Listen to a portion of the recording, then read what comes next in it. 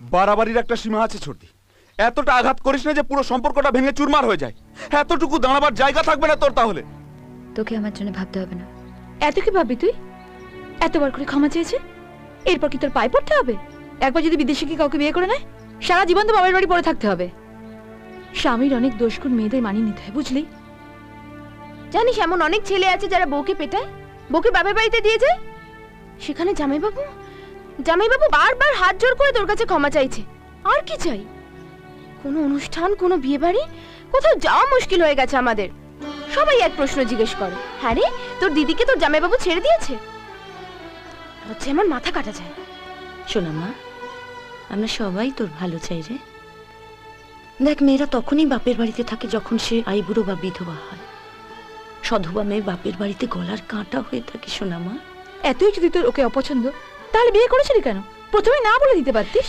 নাই বলেছিলাম, যাতে তোকে আর ছুটকিকে সারা জীবন বাপের বাড়িতে না থাকতে হয়, তাই রাজি হয়েছি। তোদের সুখের জন্য আমি নিজেকে বলে দিয়েছি।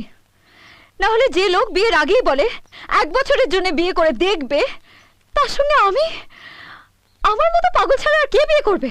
হ্যাঁ? আর তুই খুব লায়ক হয়ে গেছিস না? একটা দারোয়ানের চাকরিও জোগাড় করতে পারিস নি, আর বড় বড় কথা বলছিস। আর দিদি, তুই আমাকে মানিয়ে নেওয়ার কথা বলছিস? যাকে রুগ্ন বউ বলে তার শ্বশুর বাড়ির লোকেরা এখানে ফেলে দিয়ে গেছিল, 3 বছর তুই এখানে পড়েছিলি, তখন তো তুই মানিয়ে নেওয়ার কথা বলিসনি। আর আমার ছোট বোনের তো লজ্জায় মরে যেতে ইচ্ছে হয়। যখন তোর প্রেমিক তোকে প্রেগনেন্ট করে তার মা বাবার আঁচলের তলায় লুকিয়েছিল, তখন তোর লজ্জা টজ্জাগুলো কোথায় গেছিল রে? নিজের বাড়ি ভেবেই ফিরে এসেছিলাম। ভেবেছিলাম যার সঙ্গে 1 বছর আছি সে আমায় ছেড়ে দিলেও যাদের সঙ্গে 22 বছর ছিলাম তারা তো আছে। জানবো কি করে নিজের ভাই বোনেরা আমাকে সরিয়ে দেবে?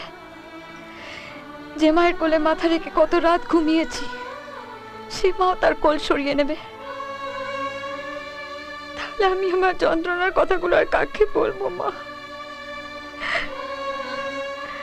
মা, ও যদি আমায় একবার বলতো তুমি এখানে থাকো, আমি বিদেশ চলে যাব, আমি থেকে যেতাম। ভাবতাম বছরে একবার তো দেখা পাবো।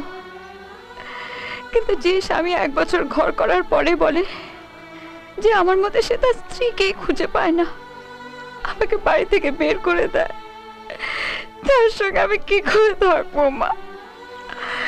কি করে থাকবো? আমি থাকতে পারবো না।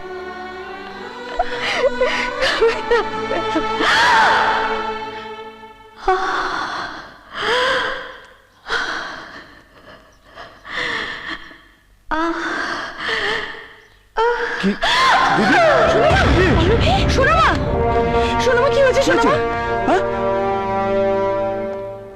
ম্যাডাম, রিপোর্টটা।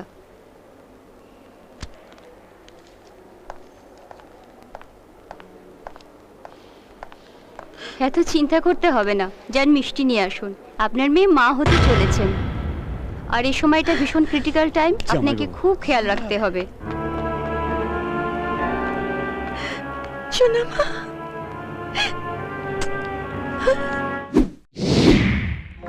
মন ভিজে ভিজে গেল যে প্রেমেরই বৃষ্টিতে, রাত যেতে যেতে থামলো যে স্বপ্নেরই দৃষ্টি।